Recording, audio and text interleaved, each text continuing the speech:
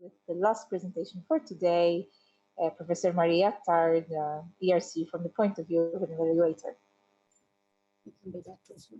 Okay, so welcome to this afternoon's presentation.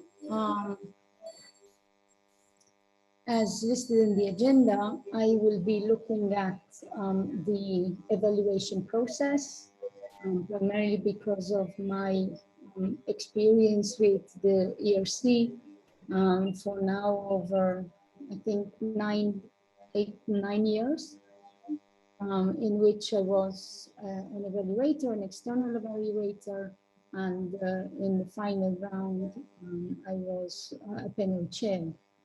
I was a panel chair for the starting round and the panel for SH2 primarily.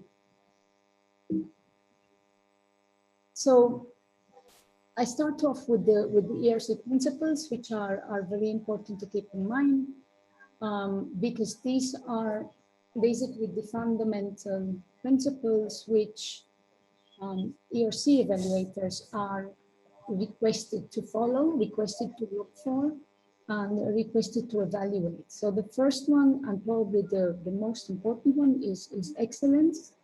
So you remember that ERC lies at the top of all the other programs.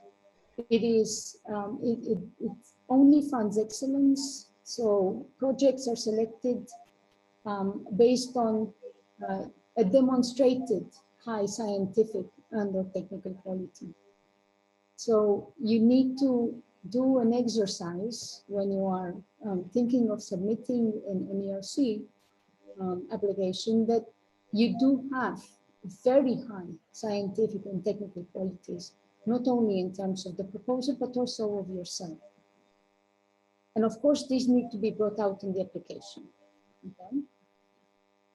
Transparency, so the funding and award decisions must be based on clearly described rules and procedures, and the applicant, legal entities, and principal investigators should receive adequate feedback on the outcome of the peer review evaluation of the proposals.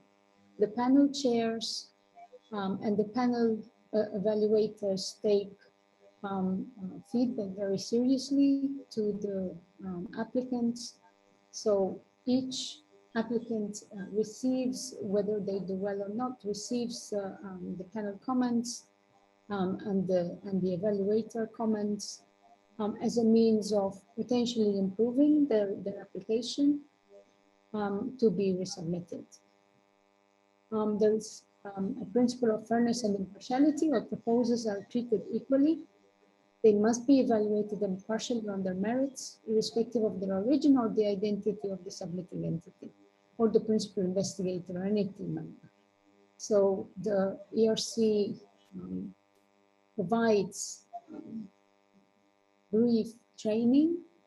Well, it's not really training, but certainly a presentation to all the evaluators on the issue of fairness and impartiality, and also bias.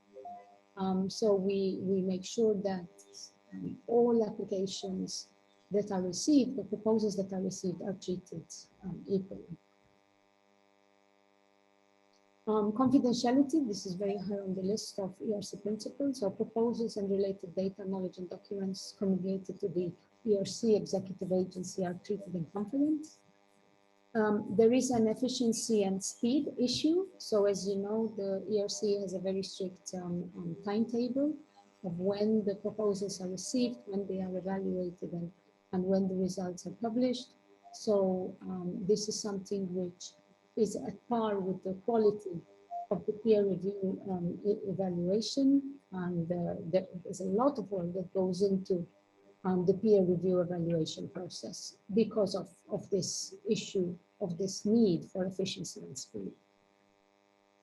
Ethics considerations, this is also sometimes discussed within the proposal evaluation, particularly when we come to evaluate issues related to access to vulnerable groups or access to difficult locations. Of course, there's a separate ethics consideration outside of within the evaluation process, but sometimes these are also questions which are asked in the interviews when proposals are selected. And of course, research integrity consideration. The breach of research integrity rules may result in a rejection of a proposal at any time. So we will see some of these instances. So as I said, my experience with the ERC has been in the starting rounds. So this is the first level entry into the ERC funding program. So key considerations to be made. If you're thinking of the starting grant, of course, you need to think about timing, because there is this 2 to 7 years after your PhD that needs to be taken into consideration for the starting grant. Of course, for the consolidator and advanced, there are different timings. The timing should also take into consideration, for example, resubmission. Because you know that there are instances where if you get evaluated, you don't get the grant, but you get a relatively positive evaluation, you have a chance of resubmitting after a year. But if your grant is not that, then you have to submit after 2 years. So you need to also keep in mind that bracket when you're thinking of applying for starting grant. And of course, read properly the rules for participation and submission. And as I said before, scientific excellence is the sole criterion for evaluation. This is what the evaluators look for. This is what, at first glance, they are looking for. Is this an exciting proposal? Does it really talk about scientific excellence? Or is it just, doing what has been done over the past 10 years, So it's important that this excellence issue is taken in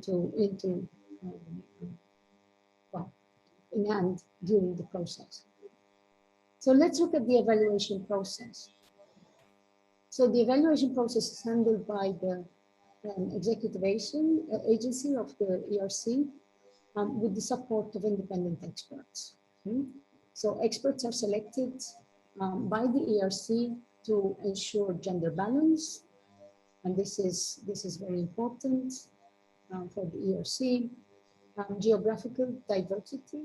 So there is, it's not a European only panel. We get, I've had colleagues from Australia, from Mexico, from the United States, Asia, sitting on ERC panels and the US to ensure there is geographical diversity in the expert panels. And there is regular rotation. So, I mean, I have finished my term in terms of having the possibility to serve on a panel because I've done enough panel evaluations.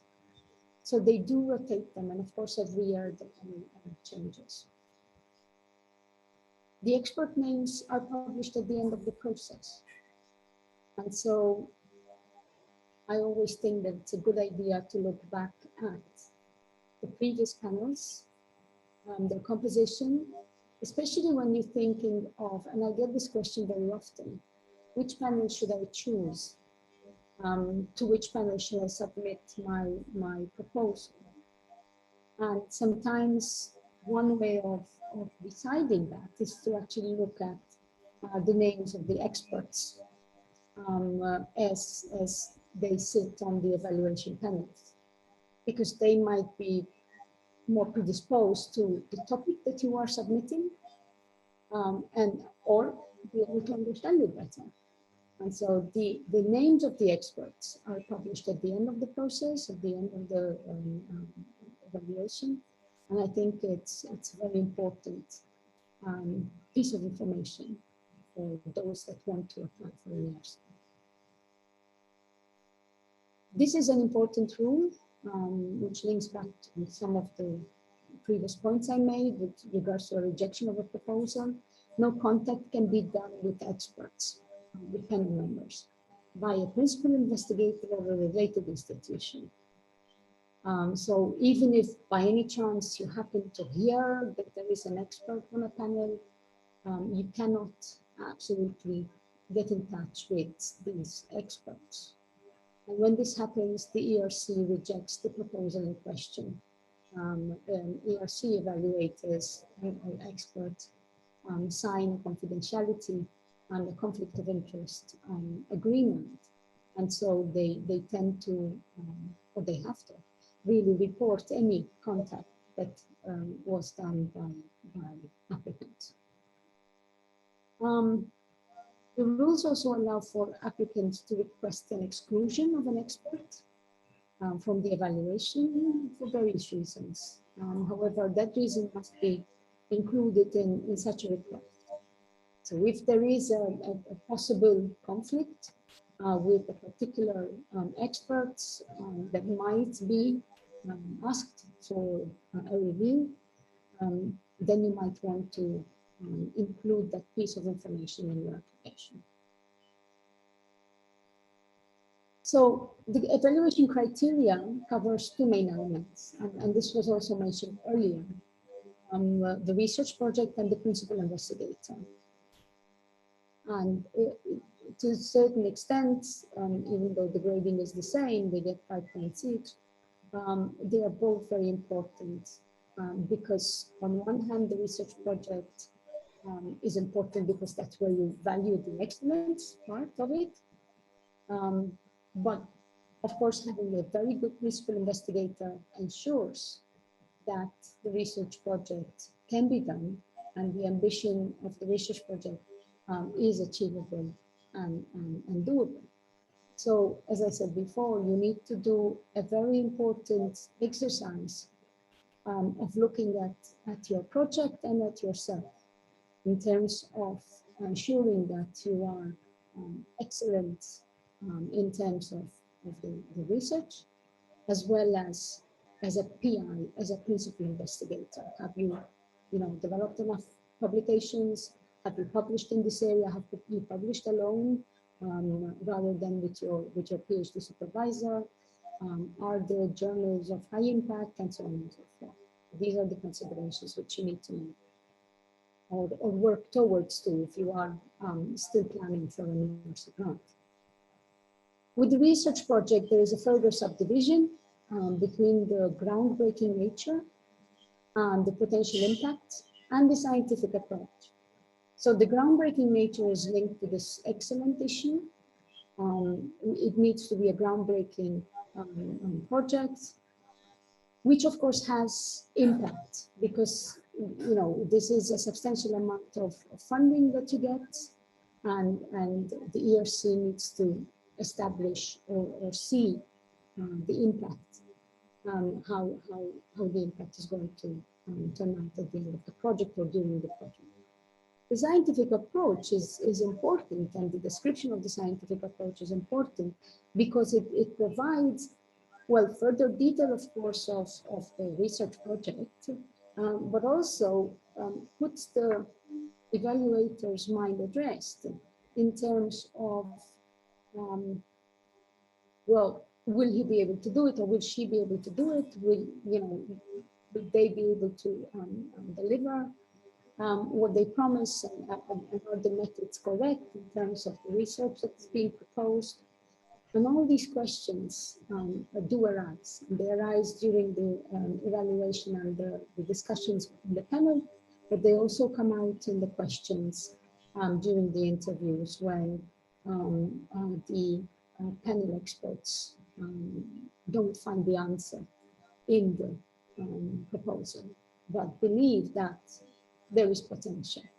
So the importance of the interview is really to clarify some of the issues that do come up. And these are the evaluation criteria which are given to the evaluators.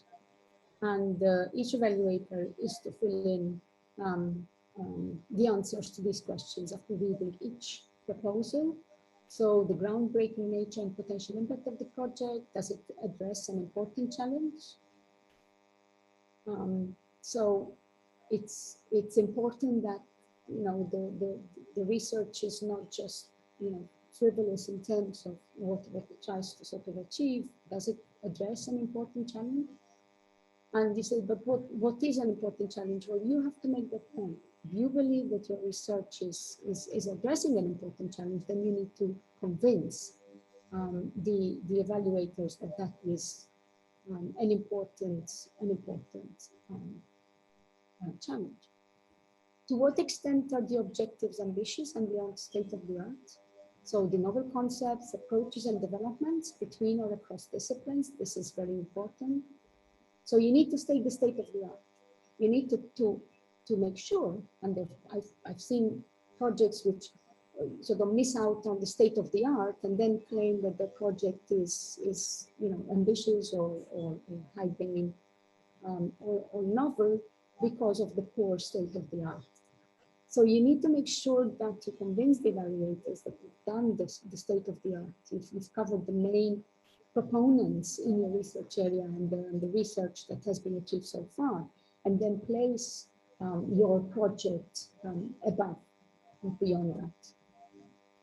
And then the question about high risk, high gain, which was mentioned many times. This is also quite, I think, the most difficult part to evaluate as well, because sometimes you see the high risk of the project, and because it has the potential high gain, it is funded, even though the panel tends to sort of feel, well, maybe they will manage to get there, maybe they will not manage, they will not be successful. But when the high risk is so high and the scientific excellence is so high as well, many times the evaluators vote positively to fund a proposal. So it's one of those situations which is quite sort of delicate in the process of evaluation. I think it's important for the evaluator, for the applicant, to state this very clearly in their application and dedicate enough time to explain and describe why the project is high risk, high gain. Sometimes this lacks within the process of the application. And then we have the scientific approach. So to what extent is the outlined scientific approach feasible, bearing in mind the extent that the proposed research is high risk, high gain? So we tend to look at the feasibility of what is being suggested. So we've had situations where we think, well, yeah, but they will never be able to access data, for example. The ambition is too high, the risks are too high, because this data is commercially sensitive, or it has political sensitivity, and so on and so forth. To what extent are the proposed research methodology and working arrangements appropriate to achieve the goals of the project? It's important to detail also the ways in which the project is going to be executed. So structuring the proposal into work packages, making sure that the work packages and then the interlinkages between the work packages are clear. The many proposals which I have read, where you could see how the different parts of the project can achieve something, but then sort of bringing it together is a bit of another question. So you can see 2 or 3 PhD outputs as part of a project, but then no one single ultimate gain or impact of the project because of this arrangement. The development of novel methodologies. To what extent does the proposal involve the development of novel methodologies? This is something which happens sometimes, not every time. Sometimes the feasibility of the research scientific approach is based on the fact that they are established methodologies. And to what extent are the proposed timescales, resources, and MPI commitment adequate and properly justified? I do not think that submitting an application in which the PI dedicates 20% of his time to an ERC grant is suitable. I think that the PI needs to have a commitment in terms of both the project and the final output of the project. And, you know, with 20–30%, that's not a commitment. And it's not generally evaluated well. So, you know, PIs need to show that they are dedicated to the project. If they have too many projects, the evaluation panel will question whether the PI can indeed handle yet another project. So you need to make sure that you dedicate enough time to the project and ensure that you have the overseeing capacity for the entire project and for the whole duration of time. And if you don't, you need to explain it. You need to explain why. The principal investigator, this is the second principle, or the second evaluation criteria, so the intellectual capacity and creativity. To what extent has the PI demonstrated the ability to conduct groundbreaking research? This is very important. So this is your publications list. This is your innovation. This is your publication in high impact journals, single author papers, presentation and keynotes in conferences, awards, and so on. To what extent does the PI provide evidence of creative, independent thinking? PIs that have already successfully obtained funding from other projects versus those that have not. I'm not saying that these are, of course, multi-points if you don't, but it certainly helps if you do. To what extent does the PI have the required scientific expertise and capacity? And this is important if you're considering the use of the approach, the interdisciplinary approach to your project, because sometimes it is very difficult to piece together the expertise required for an interdisciplinary project when the team seems to have, and the PI seems to have only the expertise in one of the fields, in one of the disciplines. And so without a broader explanation of how the PI intends to put together the team for this interdisciplinary project, you have problems with convincing the evaluation panel that you have the proper or the required scientific expertise and capacity. So here you have description per grants. So as a starting grant, a competitive starting grant PI must have already shown the potential for research independence. So of course you say, how could I, get many single authored papers if I'm just like 2 years away from my PhD? Yes, but you don't need to have too many. You can show the potential for them. So, by having at least one important publication as main author, for example. You don't need to show several that's in the consolidator and eventually on the advanced grant, but you need to show that. Now, the evaluation process is a peer review process. So peer review of projects is carried out by a panel of independent scholars and scientists operating under a chair, who is also an independent expert proposed by the Scientific Council of the ERC. Each proposal is reviewed by at least 3 reviewers of the panel who draw up individual assessment reports. And those assessment reports eventually are also forwarded to the applicant.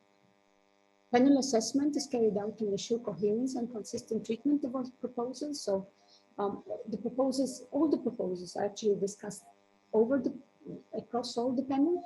So even though, for example, I am an expert I'm a geographer, so I'm an expert in geography, but I'm listening to a proposal that came in the law, for example. Although I didn't review it, I can see that the treatment of that application is equal to all others and they're given equal fair chance to go up in the project ranking. Panel assessment this panel assessment is critical. I can assure you that during the COVID experience, it was probably the single biggest worry that we had. As a chair, I was particularly concerned that we would not have this, but luckily both in the first panel assessment and then the second one, and also because of the experience of the team, this did work out quite well. The judgment of proposals in the end, when we come to as an evaluation panel, the judgment of the proposal and the ranking is based on both the individual reports and the panel discussion. So it is not a matter of taking the individual reports, taking the individual rankings and placing them on a ranking sheet. The panel discussion is very important because what you get is individual evaluators pushing pushing to see some proposals getting through and some proposals not getting through. So the preferences of each panel experts gets translated into this panel discussion, and the ranking is indeed a collective exercise, which takes most of the time a lot of time within the panel meeting. And then where the interviews are required, at least 3 panel members will coordinate the questions to the principal investigators. And what happens is that the interviewer is asked the first question by the chair of the panel evaluators who have actually read and evaluated the proposal. And then if there's time and there are additional questions from the other panels, then they get a chance to actually ask the question. So you might actually in the interview get a question from those people who have read your proposal and those people who have not read the proposal but have questions which of course have come out during the course of the presentation, your presentation and your interview. Okay, I hinted at this before. Choosing the right panel is critical. Do not add panels to your proposal in the hope that it fits somewhere. I am one to think that it does not help to actually have more than one panel identified in the proposal. There is a process before the evaluation starts where the panel chairs look at where to place these shared proposals. And sometimes it's very difficult to identify the preferred panel. And in addition to that, it is not that easy to then find reviewers potentially because of the composition of the panel. And so you should be the one who, I think, decide on which panel will do most justice to your application. And as I said, there are many ways. And one of the tricks that I always thought was one of the most important thing, because at the end of the day, we're dealing with individuals, with experts, is to look at who are the people who sit on the panels. So what are their backgrounds? Where do they come from? What kind of research they've carried out? Will they be able to understand my research based on what research they have done? And so I think, I mean, you're not going to guess, of course, who is going to be on your panel for that particular year. But you will get a feel of the expertise that the panels have. And so I strongly suggest to do some background research on this first, and then choose the panel, the correct panel where to submit your proposal. There have been some changes in the panels recently to reflect more, I think, the applications that have been reviewed, received. So I think the new panels probably offer a bit more options for at least in the social sciences and humanities, where I know things have moved around and certain topics have been included, which is good. particularly for my field. So I think that's a positive change. Now, what do we look for when we come to writing a good proposal? So what do we look for when we're looking at the proposals, when we're reviewing? The proposal needs to focus on a fundamental problem. It's ideally an important challenge with potential groundbreaking impact. This is very important. Having said that, of course, the problems need to be written clearly for both expert and non-experts on the panel to understand. Because as I said, you might not have, your particular expert sitting on the panel.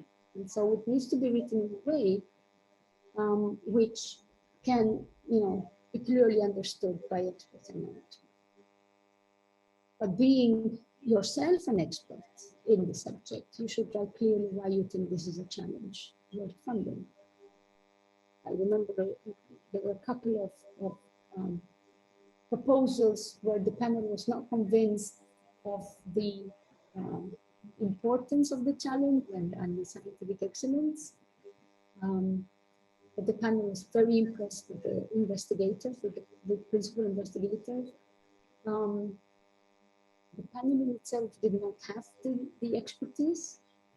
Somehow, the PR had managed to convince the panel of that importance, how important the challenge was.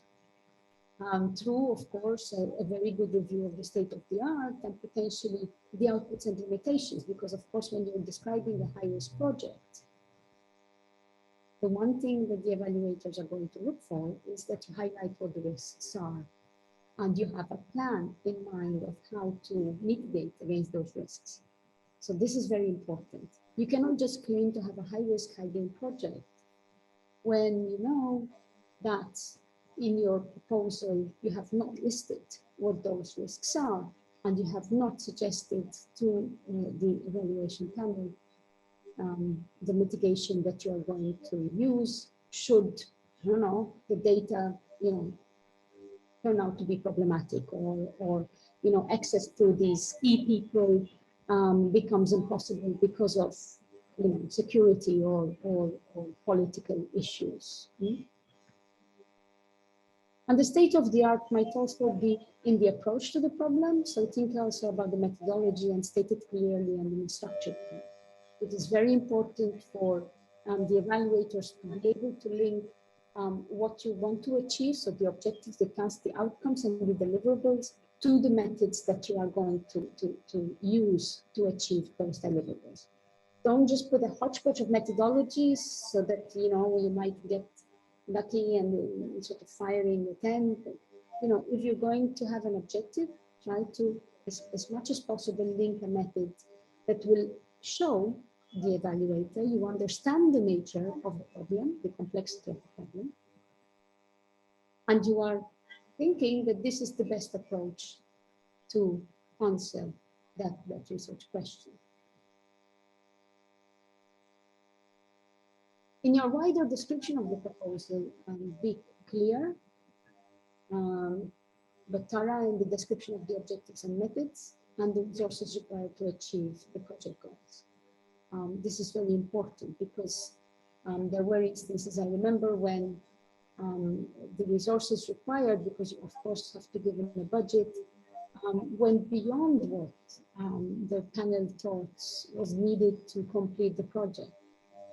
So, you need to request, I don't know, so much money and so many PhDs to conduct all this research when, it just doesn't match the objectives and the methods that you are proposing. Structure well the work packages, and there's integration. I mentioned this idea of integrating the various tasks.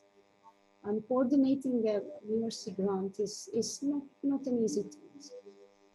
Mostly because you're handling quite a large amount of money, which you are coordinating. This is not a large amount of money which is spread over a consortium, remember. This is not like a Horizon, Europe or Horizon 2020 project, or any framework project. You get 1.1 million, and you have to somehow structure it in a way that make sense. ERC grants are not only, there to support a number of PhDs or research tasks. So there needs to be a clear aim for the project, and each work package and task must lead to the fulfillment of that task. As I said, sometimes you get a proposal which has a fluffy task, a fluffy objective. And then you can see that what is being requested is funding for 3 or 4 PhD students doing related work, but not sort of integrated into one aim. And that's not for the ERC. Identify well the risk and propose feasible mitigation measures, as we said before, to convince the evaluator you have a good understanding of what is being proposed. So sometimes we get proposals that do not have a section on risk. Now, I would imagine that somewhere in the universe there exists people who go into projects without risks. I don't know, but from my experience, all projects, even the simplest ones, have risks. And not mentioning any risks being a bit, disillusional in terms of what you can achieve, and how much you can convince the evaluator that you know what you're doing. Because if you really know what you're doing, you also know the risks involved, and you need to mention those in your proposal.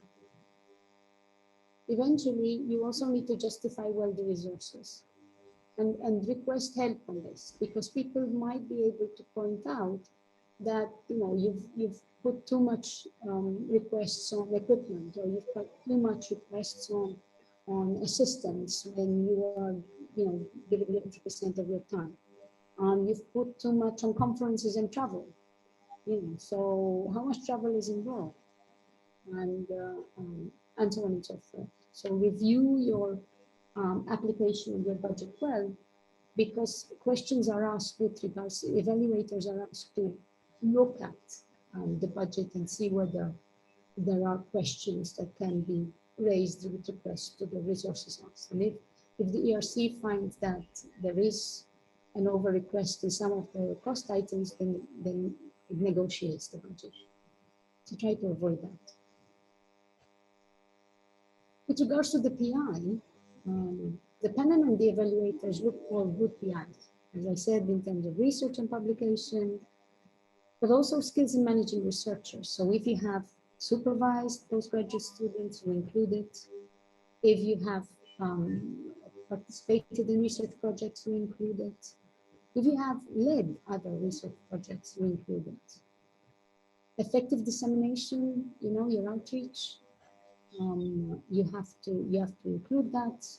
Participation in academic events and networking. Sometimes you see applicants and PIs that list all the places that they have been able to participate across their early career.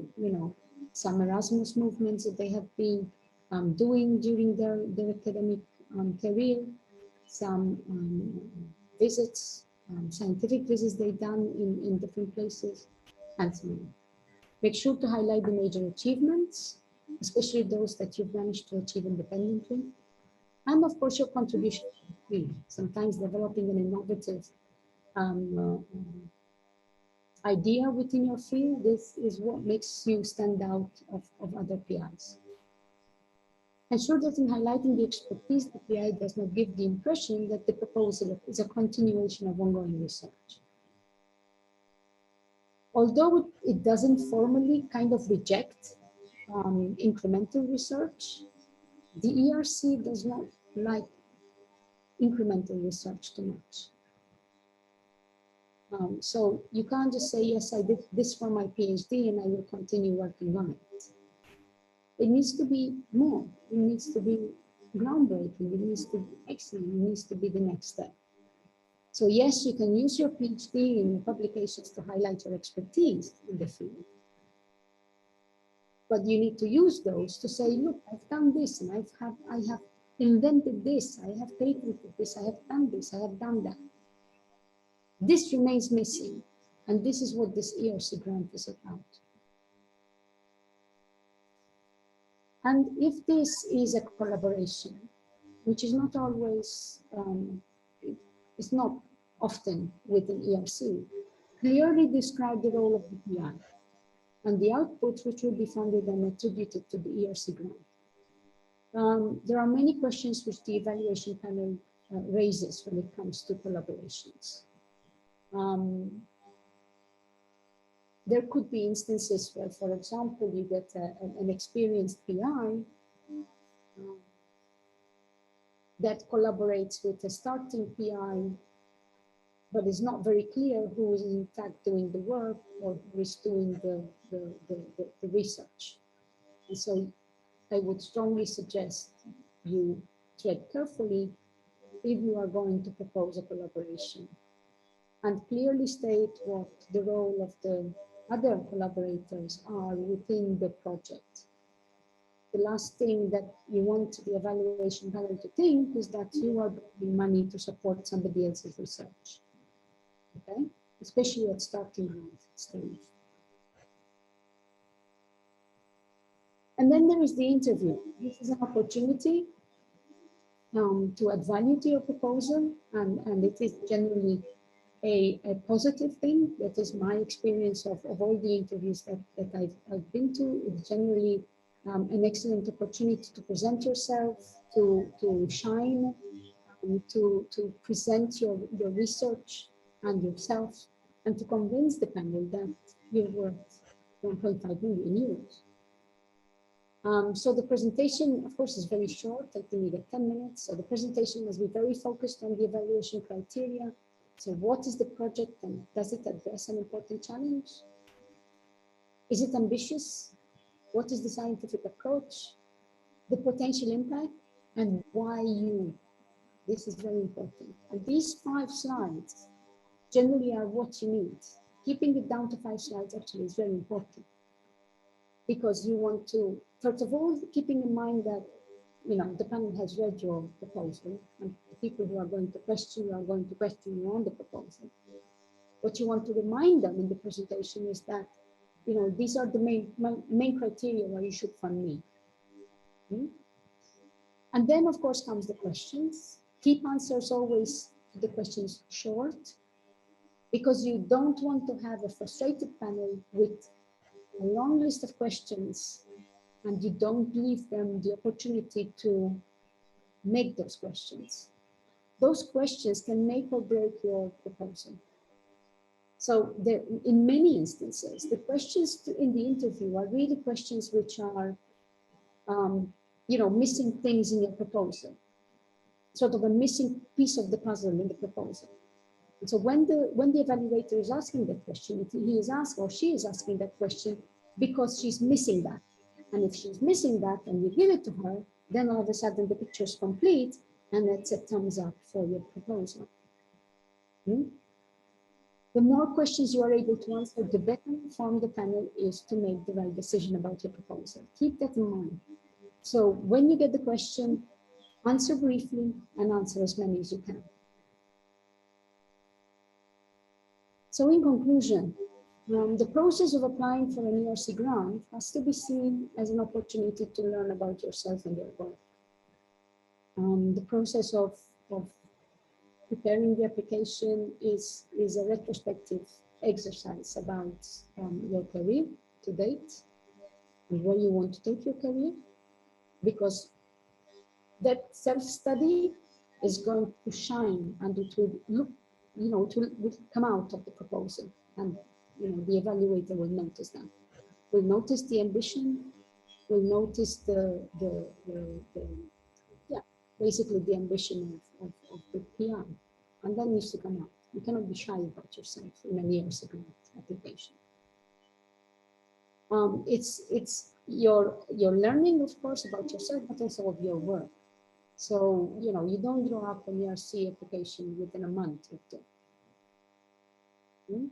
So you need to give yourself time to prepare. Diligence in the process is necessary because competition is big, it's huge. It's not big, it's huge. And you're competing with the best. So you have to put your mind in doing a lot of time, a lot of thinking time, in terms of filling in the application for an ERC grant. Again, the focus on excellence. This is the single most important thing for the ERC. This is what all the evaluators are told.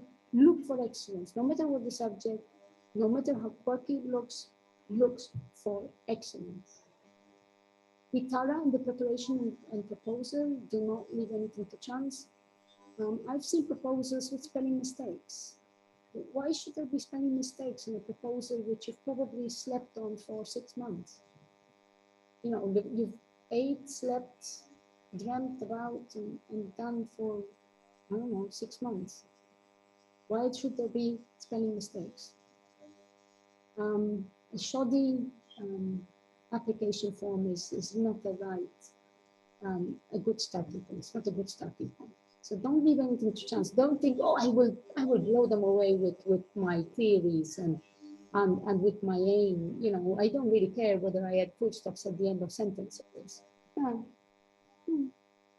It does have an effect. If you can't be bothered to do your proposal properly, then the panel will just think that you're not really committed to, you know, spending properly 1.5 million euros. Be prepared to answer specialist, but also generalist questions about your proposal. This of course comes from the fact that you might find both generalists and specialists within your expert panel. And so you need to be prepared to answer questions about your proposal. Sometimes it's good to actually share your proposal with others and see what they think and what questions might come up. And even if you fail, the most important thing is to enjoy and learn from the process. I think this is probably the most important thing. The ERC process is very tough and thorough, and it's a learning curve. It's you know, you grow because of an ERC grant. And you can ask any ERC grant holder that, you know, went through the process of application and was funded, that, you know, it's a lot of work. And so you learn a lot. You need to enjoy that process. So thank you for listening. And of course, for those of you who are going to put in their applications in this round, good luck. Always look for the most updated content. This is very important with regards to rules and participation. Of course, this is Horizon 2020. Now it's Horizon Europe, for example. Thank you.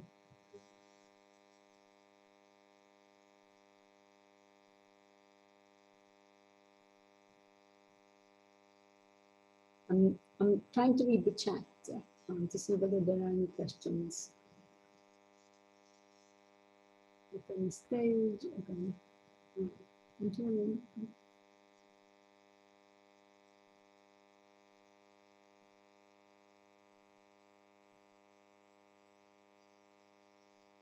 Yes, that's true. Yes, I'm reading Elena's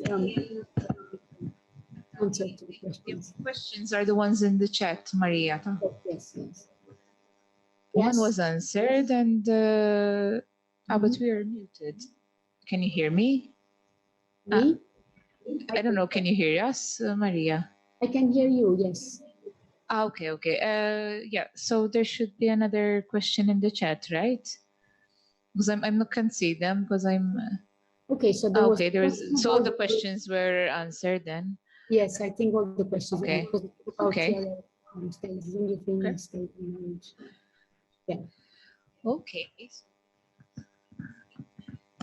Yes, yes, for ERC, TRL is less relevant.